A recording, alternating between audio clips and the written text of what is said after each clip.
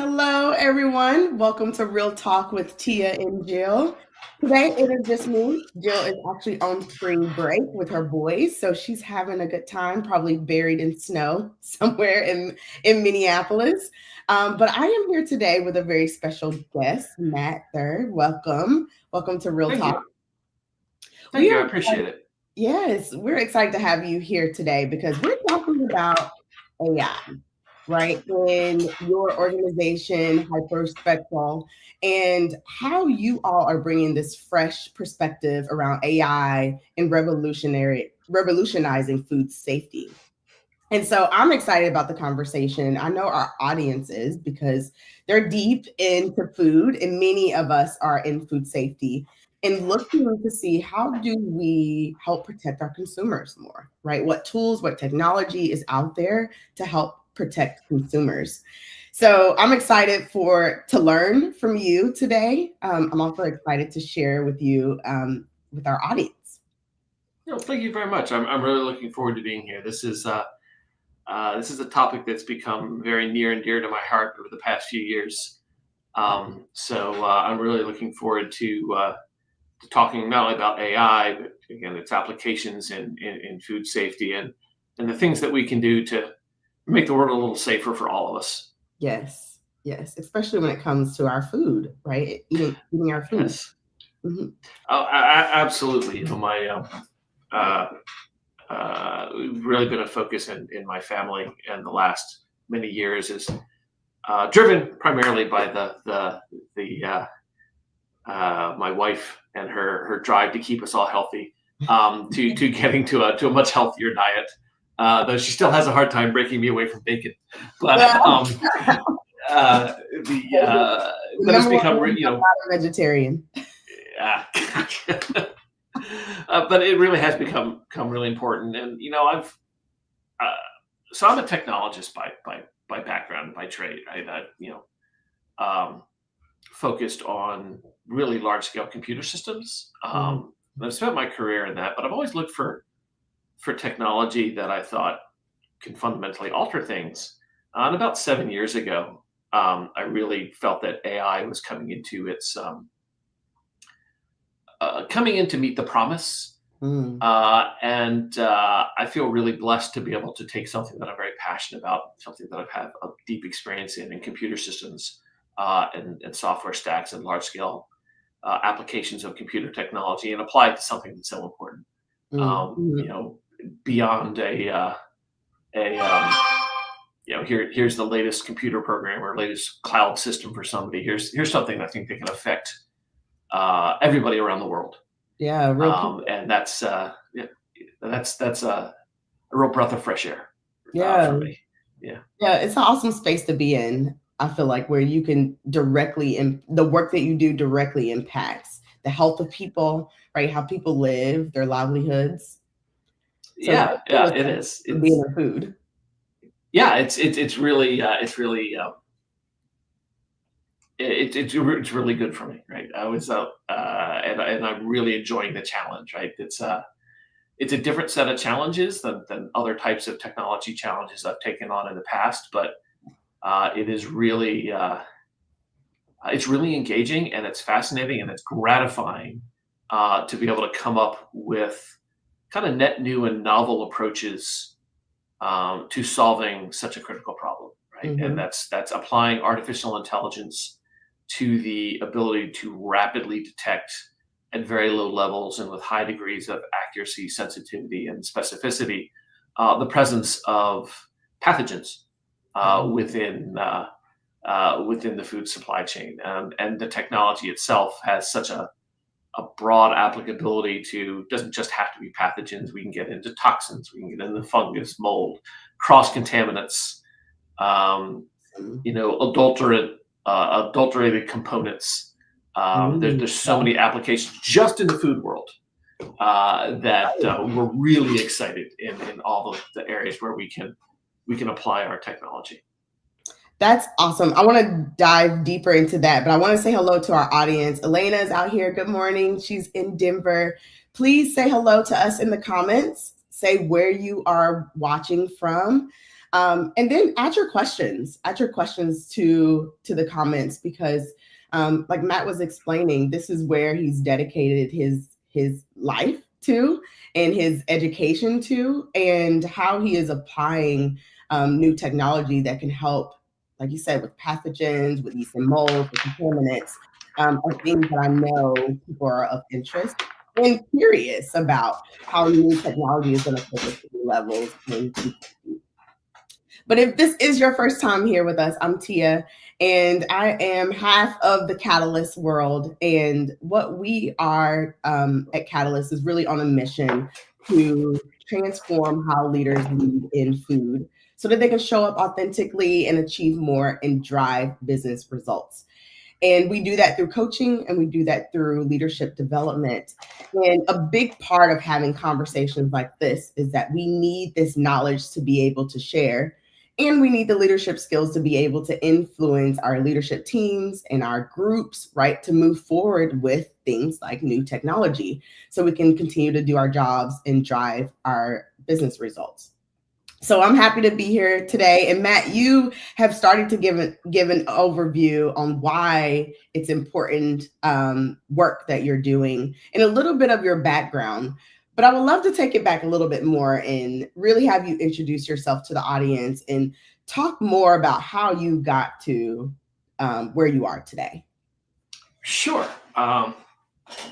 So yeah, my name is Matt Theurer is my full name. I'm no longer the spring chicken that I used to be, as you can see from the gray hair in my head. So I've been working in the world of technology for my entire career. Starting off even as an engineering student, where I was focused on microprocessor design, actually, though I never ever designed a microprocessor in my life. That's what I thought I would do. But I worked for the National Institutes of Health when I was a student. And I got very interested in applications of software to solving problems and network systems. And so that's really kind of where I started off my career was just, how do you make all these computers work together right now? This is obviously a very long time ago. I'm talking about making computers talk, and we all take it for granted now, right? The internet was very infantile at this time. Most computers were not, personal computers were not hooked up to each other. But I looked for technologies that I thought would change the world. That sounds like I got a lot of hubris, and my teacher in high school who taught me the lessons from the Greek tragedies would probably be shaking his head right now. But it was, that's what I looked for. And, I jumped on kind of the Microsoft bandwagon, very early. For those of you who aren't in the world of computers, Microsoft was actually considered a bit of a joke from an enterprise perspective back in the late 80s and early 90s. Everybody thought that they couldn't hack it in that kind of world. I believed in them for good or ill. Now I'm 21, so I think there's more luck than skill in that evaluation on my part at that time. But I focused on doing that, and then looked around for, again, as my career progressed, technologies that make a difference. And there's something called virtualization, which I'm not going to get into a whole lot of, but suffice that as the absolute fundamental technology for the cloud that we all use today. Is virtualization, right?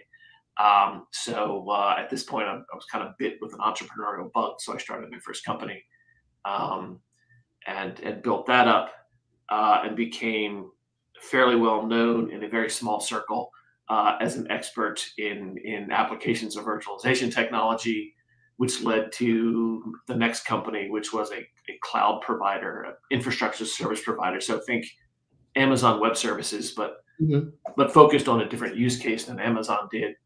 Sold that company to a company called EMC, which was then bought by Dell, which now maybe people are hearing companies that they've heard of.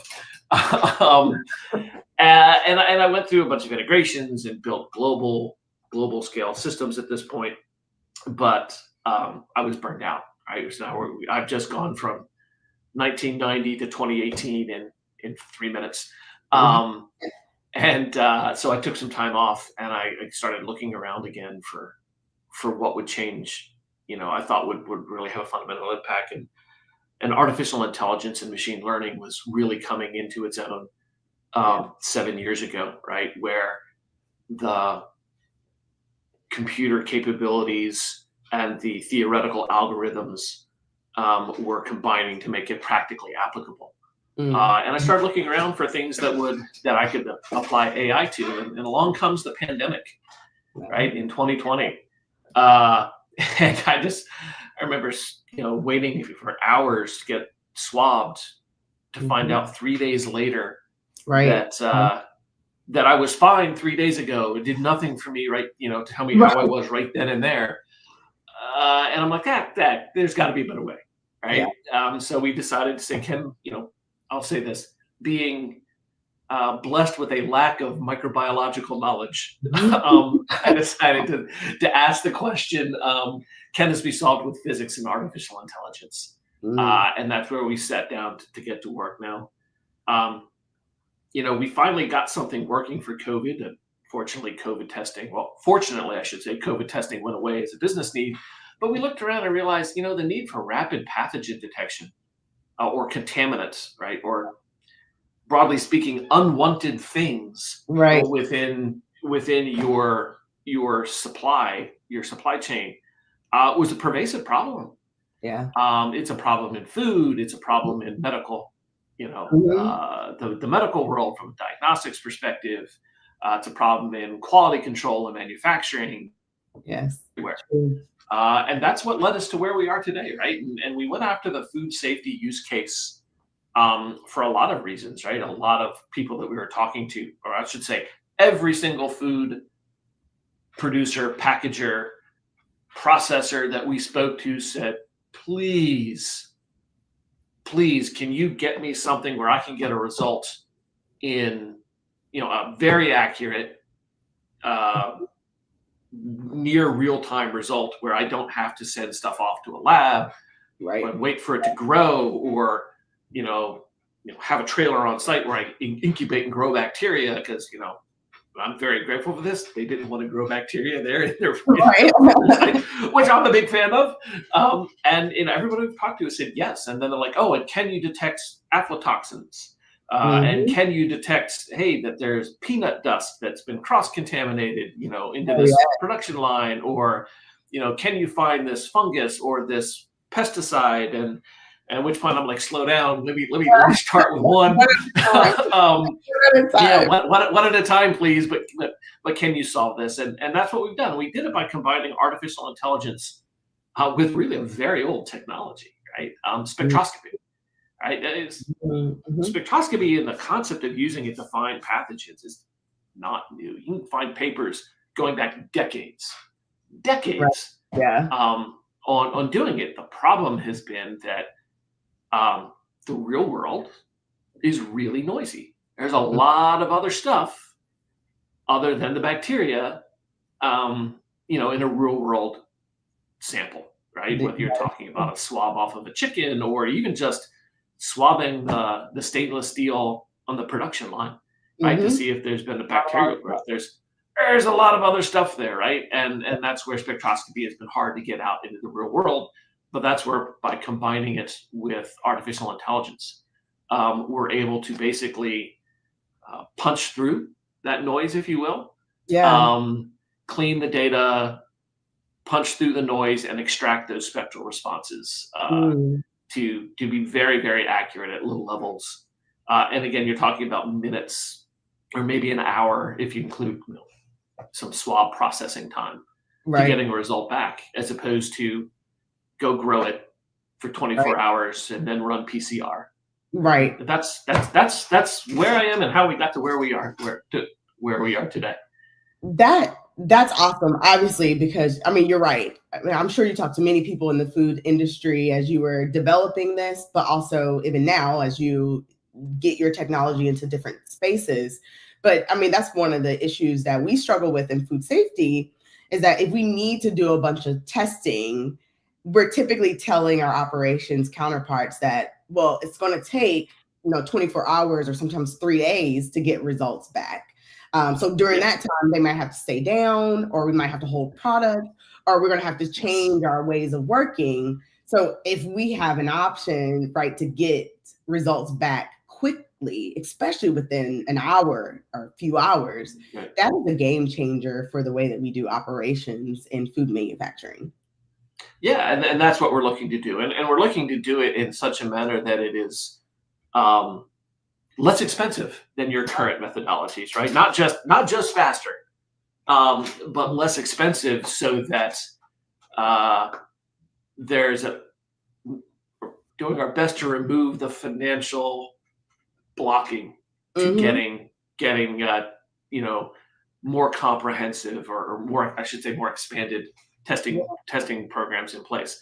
And the Mm-hmm. goal of this is, again, with a universal, or I should say a spectral analysis platform, is you can look for multiple things simultaneously from a single uh, sample, Right. right? So it's not just Listeria. Maybe it's Listeria, E. coli, and Salmonella all together, Right. right? All at once. So you get three for the price of one, if you will. Yeah. So Yeah. So it's that's it's another. it's really exciting, and it's a term that it's a problem that we refer to as a tough tech problem, right? Because it's noisy, and it's a combination of physics and microbiology Yeah. and data scientists and software engineers all Mm-hmm. trying to work together. And I have to tell you, um, we all use different language. Yeah. Maybe speaking English, Right. but like different dialects of English, right? Yeah. So that's always been an interesting, getting people to use the same terminology, and then you see light bulbs go off with it. Oh, you're Oh, saying the same thing I am. I just use a different set of words than you do. right. So Exactly. It's yeah, funny, even Elena's laughing about, like, she's always learned about microbiology. Many of us are not yeah, microbiologists. I'm not. I'm an engineer, a chemical engineer at that. So I wasn't even a part of the food industry until I decided to get my first job. So yeah, you're right. A part of that learning process is all of us working together towards a common goal. But even first getting on the same page of, like, okay, are we talking about the same thing, and what language to use? yes, yeah. That's always and that's been one of the more eye-opening experiences for me, trying to lead this particular team Yeah. of really, really intelligent people. Um, but looking at them sometimes, saying, "I'm sure you're saying the same thing you're saying, Right. but let's confirm that." And we actually have compiled a list, literally built um, a definition of words that we use, so we all know we're on the same What page. you're talking about. Yeah, That's yeah, yeah. But it's really gratifying, right? Because we've been looking at the I said gratifying to be able to be releasing solutions into this space, because we've been looking at the trend of product recalls, and it yeah. kind of scary, right? It is. It is. So, from your perspective, why do you feel foodborne illness is still such a large scale issue for the industry, despite advances in food safety? That's wow. If I had the definitive answer for that, I'd be a trillionaire. But I think there's a lot of really complex causes that are in there. Um, you know, I personally suspect there's some level of contribution from climate change. Mm, Right, I mhm, suspect there's something to go on there.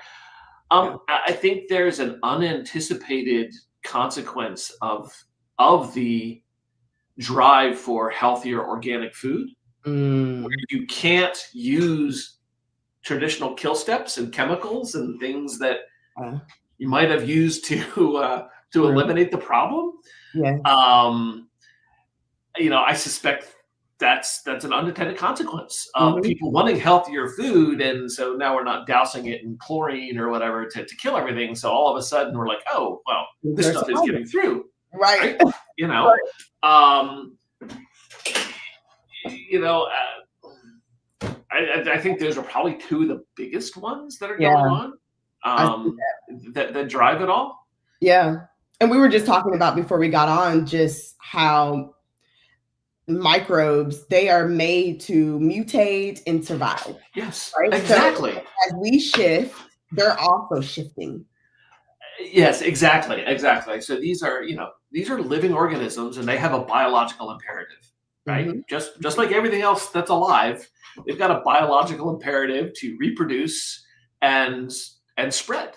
Right. And I mean, you see this, probably the thing that most people are probably more aware of is in the rise of antibiotic resistant bacteria, Oh yeah. right? When you look at Staph aureus, which was relatively benign, but now you've got MRSA, Mm-hmm. right? Which is a real problem, right? In wounds, and that happens to be another problem we're tackling in another aspect of the business is the ability to differentiate between methicillin resistant and methicillin susceptible bacteria. But it's the same thing, right? Yes, again, to your point, as these bacteria, they're going to adapt and learn to survive and grow and mutate, and you can actually see differences. I mean, there's so many different strains of all of these bacteria. Mm-hmm. Um, Mm-hmm. so being able to figure them out, yeah, it's never going to stop.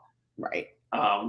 And when you have warmer and warmer environments, they tend to do better in warmer environments. So you're going to have blooms and growth from that all Yeah.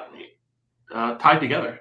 Yeah. It's like the happy zone, right? Where you have the right warmth, therefore food can, survive for them, and they're just happy in this space.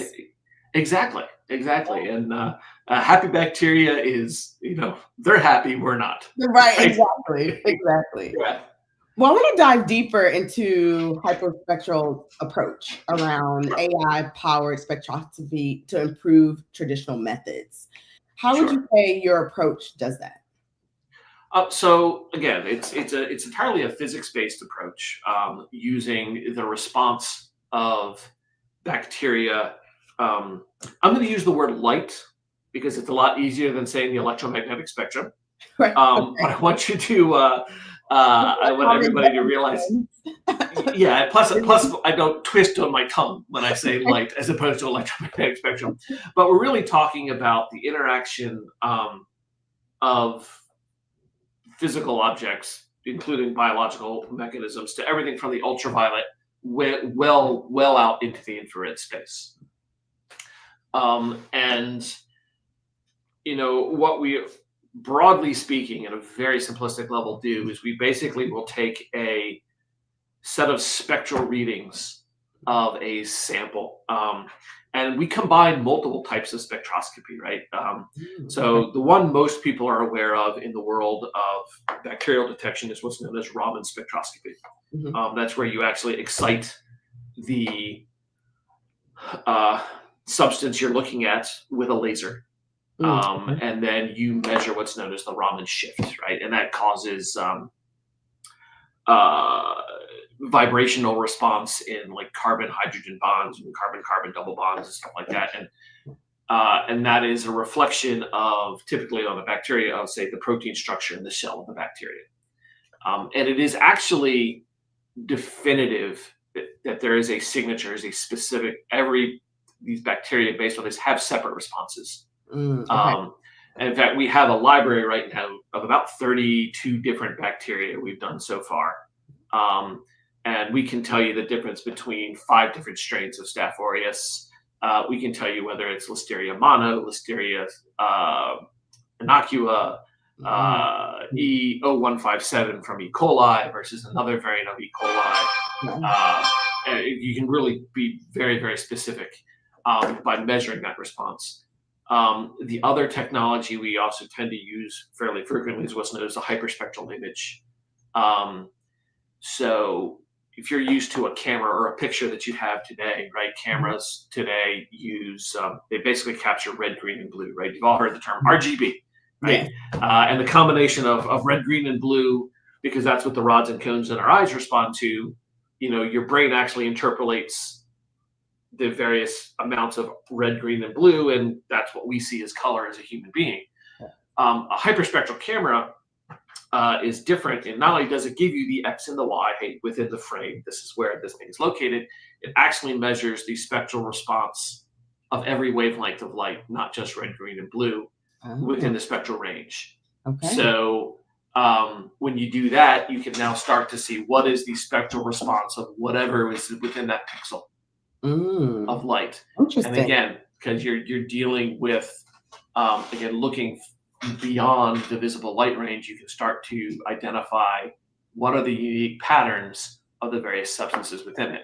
And then when you combine the two, you can get X, Y confirmatory results by then, say, shining the laser on that spot and saying, yeah, I found that this looks like listeria here at this spot within the frame of the hyperspectral image. And now I've illuminated it with a laser, and I've determined that it's also, yes, it's confirmed that it's listeria. Maybe I can now say it's not just listeria, it's listeria mono versus listeria innocua, or it's 0157 versus something else. But you do that by, again, you identify these spectral patterns. Right now, these spectral patterns are, of course, in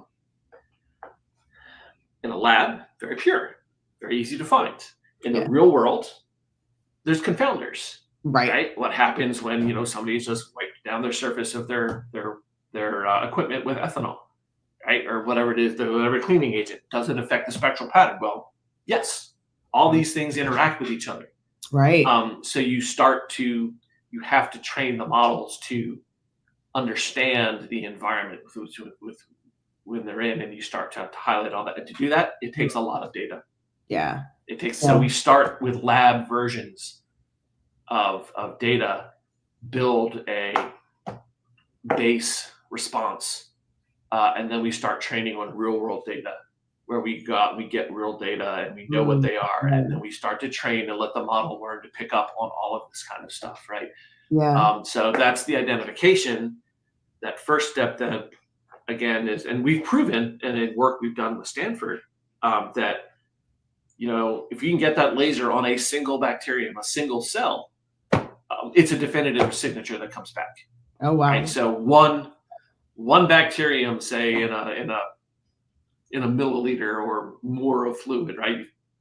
Yeah. The hard part, of course, is finding said 2-micron long bacteria within the sample, and that's where things like hyperspectral imaging come into play.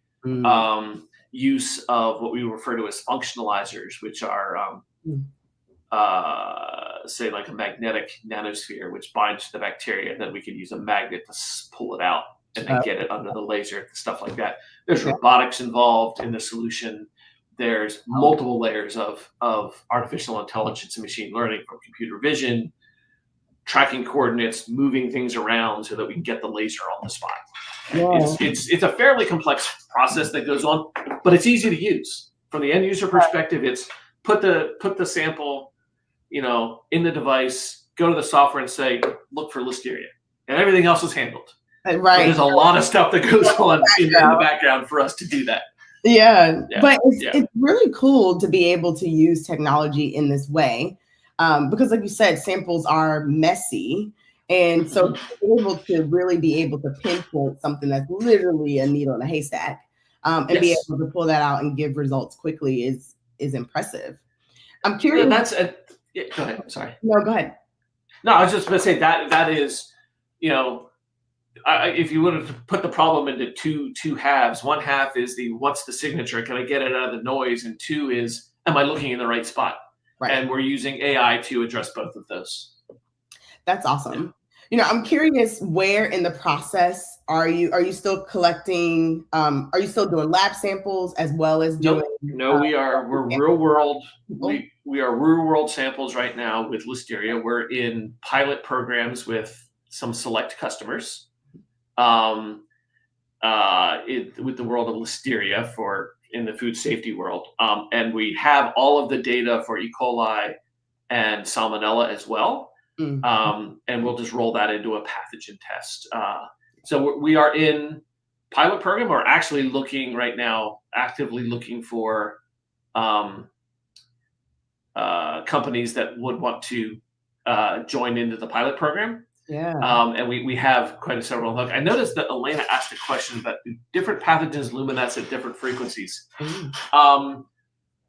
Some pathogens do luminesce, especially if you excite them with ultraviolet light. Not all do, but I will say, so it's not always luminescence. Again, it may be um,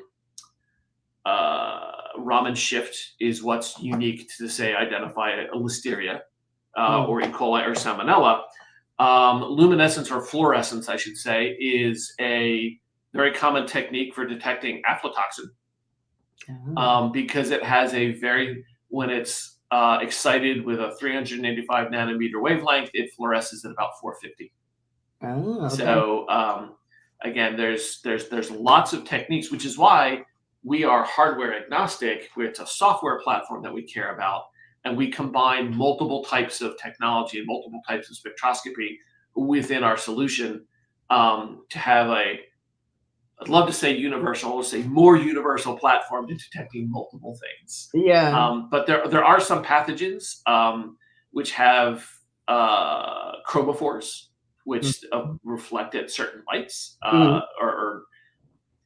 for instance, Pseudomonas as a bacteria is actually reddish brown. It's actually one of the few that has a chromophore. Oh, So it okay. actually is in the visible light range. Um, Hmm. so yeah, you have to know the pathogens fairly well to understand what the best thing to look for is. But the beauty is, again, when you're capturing the data across a very wide range, you can look for all of these things at the Yeah. same time. At the same time, would you use the same type of equipment? Like when you talk about, like, even as a manufacturer, we go and put in our sample. Is it one Mhm. piece of equipment that you would use that's using this software that So we understands? have we have a reference piece of hardware that we have built that we use, and we provide it as part of the program, and really um, it's designed to last for years and to do hundreds of thousands of tests with a single piece of equipment. But with it contained within that reference piece of hardware, and it's all commercial off the shelf hardware, right? It's we don't make our own spectrophotometers or our light sources or our own we just buy it same place anybody can buy it from. Right. Yeah. But we've combined it all together with our software in front of it. So within there, there's microscopes, light sources, spectrophotometers, all of that. And it's a box roughly the size of like a big boot box. Like if you go buy a pair Yeah. of cowboy boots, it's about what Yeah. the size of this thing is. But it can be used for a very large number of tests. The same piece of hardware can be used to detect bacteria as can be used to detect um, aflatoxins, as Mhm. can be used to detect cross contamination. It's more a matter of you put the sample into the device and say in the software you say I want to find this, or you can even say analyze it for A B C D E F G. Now, it might take more longer than than 10 minutes if you're gonna have it run you know 50 different tests on Right. Right. 24 samples within there, right? But yes, you can do multiple things. Again, what happens is the software that controls it and says, well, I need to do the following set of steps from a spectroscopy perspective if I'm going to gather the data for this particular type of solution. But that's Yeah. all hidden from the end user. The end user just has to say, find X, Yeah. and there's 24 samples on this slide, so do it 24 times, Right. kind of thing. Right. Yeah. That's fantastic. Yeah, Elena is really, really interesting. Maybe have some ideas that she'll like to share. Sure. Oh, and I'd love to talk to you. I'm on LinkedIn. You can find me on LinkedIn. You can reach out if you go to hyperspectral.ai on the web. There's a contact us form. I'd love to have a conversation with you. Yeah, and Matt is also connected to this event, so you're able to click his Yes. name and connect with him directly on LinkedIn. That's awesome. And I know we're talking about your pilot program a little bit. So even as someone's listening and want to get involved and have some use case that you will want to connect with Matt, please do, because I'm sure Yeah. the more real life situations, right, the better the AI is going to be. Oh, absolutely. That's one of the beautiful things about artificial intelligence, right? Is like human beings, right? Yeah. If you set it up right, and I think we have set it up right. It learns continuously, right? And you build what's called both what's called unsupervised and supervised learning feedback loops into the data. So the more data we get, the better we get. Right. Yeah. Right. And the more applicability, until you get to the point with sufficient data where you actually start to decide, looping ourselves all the way back to the conversation about these are living organisms that change and grow. Yeah. Right. Not only can and mutate. Right. So not only can the software adapt to, hey, these things are changing over time, but you can actually start to do things like, and I'm going to diverge out of food safety briefly into medical, because it's just one I've talked about and thought long and hard about in this particular concept, is that, people are going in and saying, man, I'm not feeling well. Right. And you start to see a lot of people going in and saying, I'm not feeling, and they're getting tested. There's a spectral response there. Yeah. You start to do things like, okay, this isn't one person saying they're not feeling well. This is 100 people saying they're not feeling well. And they got tested for this standard panel of respiratory diseases. Mm-hmm. It didn't come back and said, no, it's not flu, it's not this, it's not COVID, it's not this, but man, it looks an awful lot like this. There's some pattern that's showing up in there. Yeah. That looks like, but not quite the same as, and then that raises the big red flag of, okay, something new is occurred. Yeah. Right? Something new is coming out. And you can apply that same concept to food safety, or to any time you're doing a detection of this kind of stuff, has something jumped. Right. Right. Or mutated significantly in a short amount of time and has a evolutionary advantage. So it's growing very, very well and very quickly, and allows you to catch that stuff beforehand. But to do that, like all artificial intelligence systems, you need data. Yeah. Right. And that's the key. Unlike ChatGPT and all these other LLMs we've all heard about for the last year, who use the internet as their source of training material. There's not a mammoth amount of library of spectral data that's publicly available on the internet. It's not like people just say, "Hey, I just took a ramen sample of my food, and here it is." Right. It's not there. That's not happening. Right. So, but so that's been an interesting challenge. Yeah, right. Yeah, and it takes time to build, but the use case, I mean, just the result of it is just so impactful in food, like you talk about in medicine.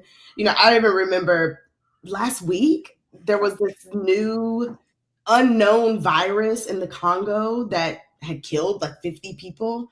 And it's like, It's unknown, right? It's like an unknown virus is sort of how they talked about it. Now they might know a little bit more about it, but it's like in that particular situation, having something like this that's able to detect and has learned over time what it could be, how it has mutated, just has that information readily available, I think is just a game changer.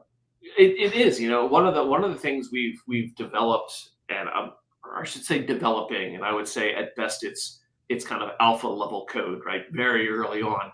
But in response to a request from DARPA, Defense Advanced Research Project Agency, the folks that brought us the internet, who actually brought us the internet, right? Is a human queryable interface into our platform, where you can say, upload, here's a spectral response. Help me figure out what it is. So to exactly solve those kind of problems, hey, we found all of these peaks at these locations. This is indicative of this kind of chemical or protein structure, et cetera, like that, which could, have a lot of value. Again, this is the first I heard of a viral outbreak in the Congo. I'll have to go read up on this after this. But if you get those samples and you start to say, okay, well, these are all the peaks, these are all the things that are common in the spectral response to it, while looking through all the published literature and all of that, it's very closely related to pick your, I don't know Right. what it is. Maybe it's related to lust style. I don't know, Right. right? But you can say, oh well, it's showing up. It's very closely related to this, and that can guide the people who design the cures, Right. Yeah. right? Mhm. Just by being able to get that data and that information out to them. Yeah, So it's I think that's been fantastic. yeah. So I'm curious if you've been having conversations with people within the food industry, Mhm. as you look at incorporating this into food safety programs.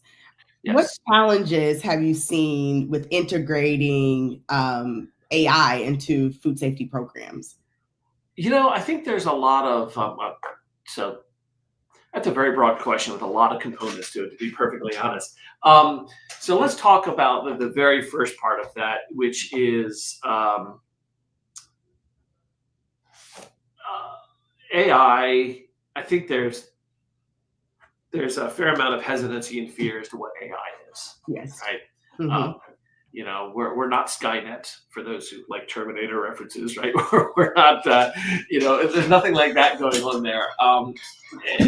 The best way to describe AI in a very simple way to people is it's a pattern matching, right? That's what AI does. It looks for patterns. Same way a child learns, right? It learns that these vocal sounds or these visual things I associate them with X, right? It's the Yeah. same kind of concept. It's a pattern matching series of pattern matching, very complex pattern matching, but that's effectively what it is. So I think getting people to understand what AI is and what it isn't Mm. is kind of number one.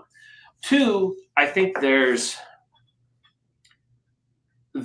a fear of job loss, Mm. right? Can AI replace me, That's right? right. Yeah. Um, I just to lay that out there. I think that shows up. Mhm. But most importantly, the biggest thing I think is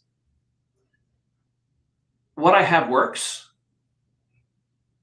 Why would I change? What's the incentive to change? Yeah. Right. So we're working very hard to make sure. So, for instance, we originally designed this to say this could go into a food safety lab, Mhm. right?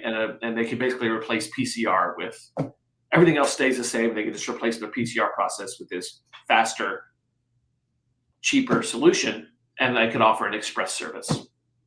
And that's good. There's a valid business there.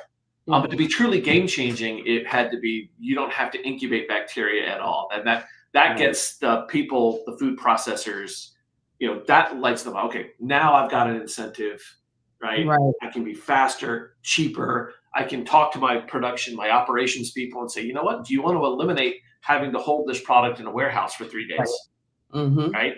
Mhm. There's massive cost savings there, right? Yeah. Because we have to incent the business, Right. right? And especially Yes. in a traditionally low margin, cost sensitive business, Mhm. right? There's got to be a lot of benefits. So, faster is necessary, but not sufficient. Right. Cheaper on a per unit basis is necessary, but not sufficient.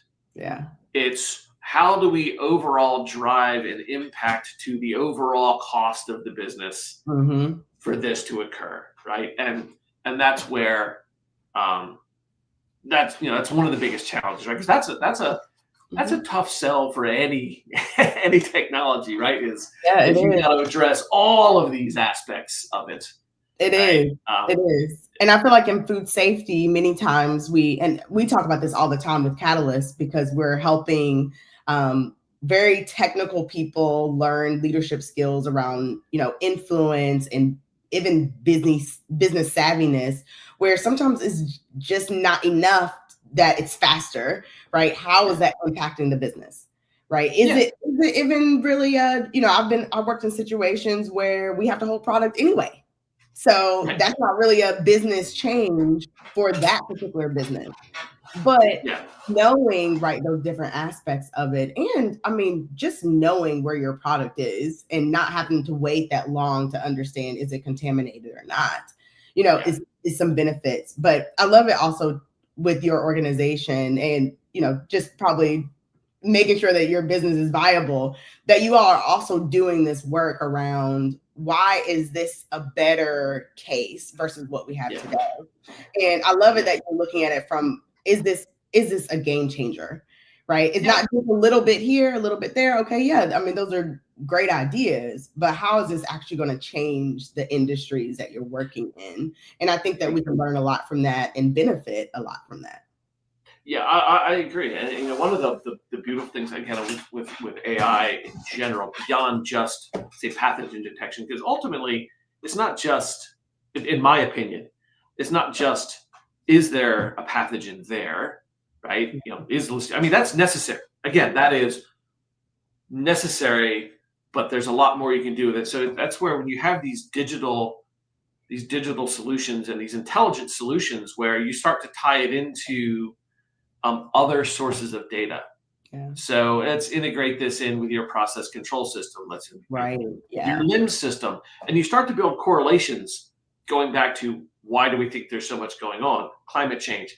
Well, gee, every time the sustained temperature is above 90 degrees with humidity above 80%, then we get these kind of these outbreaks all the time, right? You start to build these correlations, or gee, every time Bob works in shipping and receiving, we seem to have a problem, right?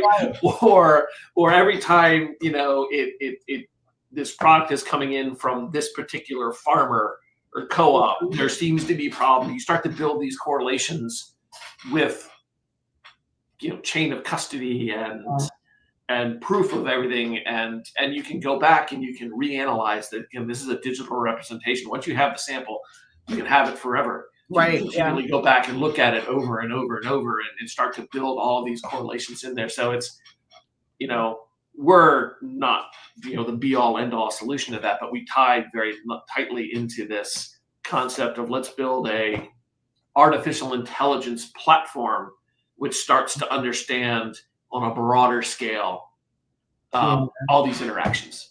Right. That's one of the key things I think AI will drive in the food safety industry beyond just what we're doing. Right. Yes. And that is just ways on our programs as food safety programs that are really integrated into the way we do business, right? Like you said, into those process controls, into people movement, into suppliers, all of those pieces. I'm curious around validation of process. That's one thing that comes up in food safety. Can these processes be validated? And do we have that background information to say, yes, this is a validated process? And I'm just not sure on how do you do that in this space. All right. So I will say this. So from a technological solution perspective, we are taking this through AOAC and those other validated, performance tested methodologies. I'll say this: when we build the data and we do validation, we use currently to make sure as a check we check against a PCR process right now. That's how when we built the data outside of the lab, we were gathering real world data. Yeah. We were comparing against the gold standard of PCR to make sure that we were, at comparable performance levels at various levels of sensitivity and specificity. But from an overall solution perspective, we're taking the product through AOAC and European validation standards as well. And because we have to do a lot of this.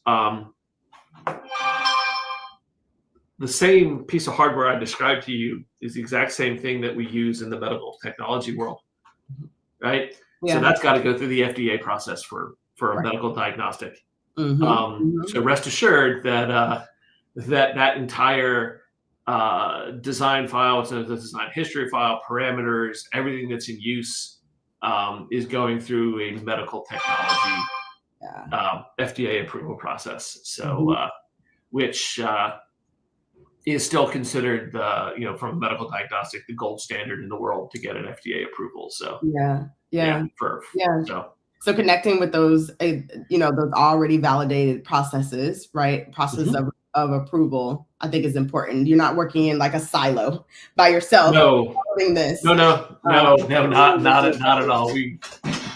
Yeah, We were very, very much on top of mind yeah, for us to and realizing that and for all the right reasons, you need to get validated and industry and regulatory approvals yeah, for all of these solutions, so that when you use it, you've got the confidence right. that it's that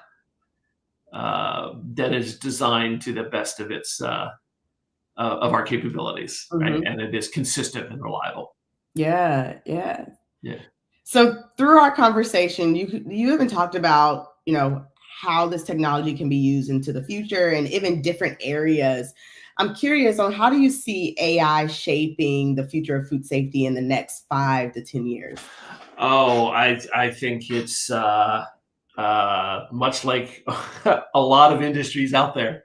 AI is really going to shake things up in a lot of ways. Mhm. Again, getting into beyond just the can I detect these? It's starting to understand from beginning to end of a supply chain, all the factors which come into play, and really understanding again, hey, well, the temperature is this, the humidity is this time of year, this is where my stuff is coming from. I'm, all of these things come into play, and AI is going to have a mammoth effect on all of that, and to the point where I think a lot of food safety professionals are going to spend their time um, querying, interacting with Mhm. a back end artificial intelligence. Just like I don't know if you or how many of the listeners here use things like Chat GPT Oh, or yeah. um, Mhm. or Copilot, or pick your interface where you say, hey, tell me about this, right? I Yeah. think that's going to be the interface a lot of people are going to be using the next 5 to 10 years, is talking to a back end artificially intelligent platform and saying, hey, Mm. um, can you see, go see, is there a correlation between, um, Bob working and, Right. bacterial outbreaks, and Yeah. start looking for that kind of stuff. It's really going to affect, you know, a lot of people, a lot of industries, and it's a very different interface, a different way of working Yeah. when you're having this conversation with effectively a computer system, Mhm. but in a natural language, but in a natural language paradigm, right? Yeah. Yeah. Which is I use LLMs all the time, and again, I was really excited when my CTO and our ML team or AI team came in and said, "Hey, look what we've developed." They popped up this natural language interface into our backend spectral analysis platform, Oh, yeah. where I could say, "Hey, can you tell me about this?" And it came And back into the wow. detailed analysis of everything. It was fascinating. Yeah, yes, and Pranisha saying even ChatGPT is useful. We use ChatGPT. My husband is really good at using ChatGPT. I know people that use it like before they Google something, they actually instead of Googling it, they'll use ChatGPT. So I mean, Hmm. it is here. And we talked a little bit about like people are afraid that AI is going to take over our Yeah, job. I see it as it provides more information so we could do this higher level of exactly, regular, exactly. right? I want to restart again. When I talked about that AI systems are they're pattern matching algorithms. Um, in my opinion, we are not anywhere close to what's known as AGI, or artificial general intelligence, which is a Mhm. human being, right? Right, Level type. Um, AI is going to require a human being to direct it to right. do all the grunt work, right? Exactly. Um, you know, uh, so rest assured, it's going to change the way we work significantly. Mhm. But it still needs, right now, it still needs a human being um, to provide the Right. consciousness. And Mhm. maybe that's the term I'll use. Right? The Yeah. human beings are the consciousness, right? AI is not self-aware, self-conscious at this Right. point. Right. Um, Exactly. Exactly. We but have a one of our leadership programs boot camp is going on, and we have someone in boot camp that sits on this AI committee at their organization, and they're always saying like AI is not going to take people's jobs. How he says it is that the people that's going to have jobs are the people that's going to know how to use AI. So like Yes. you need to learn, right, what's happening in AI. How do I use it? How does it benefit my job, right? How does it make me be a better food safety professional or food professional out there? And I thought Exactly. it was interesting to hear that his company even have this AI committee where they're talking about how to use it in their organization to advance it. I would say if organizations or if you're not having those conversations, you need to be, because I agree 100%. I agree with that statement, right? Yeah. You need to learn how to use it.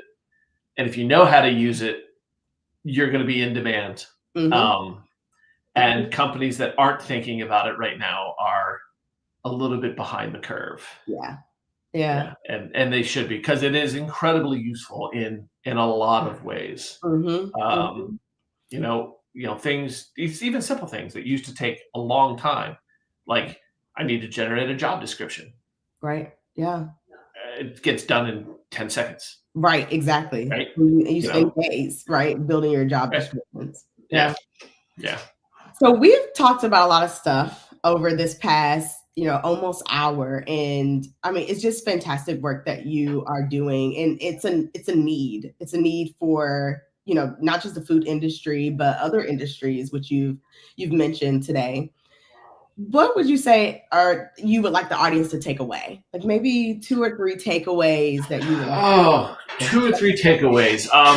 One, don't be afraid of AI. Right? That's the first thing, right? Don't be afraid of it. It's extremely useful.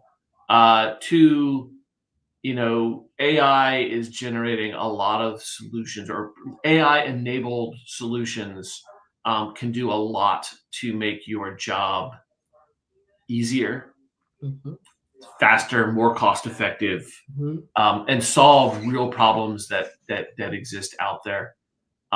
So embrace it.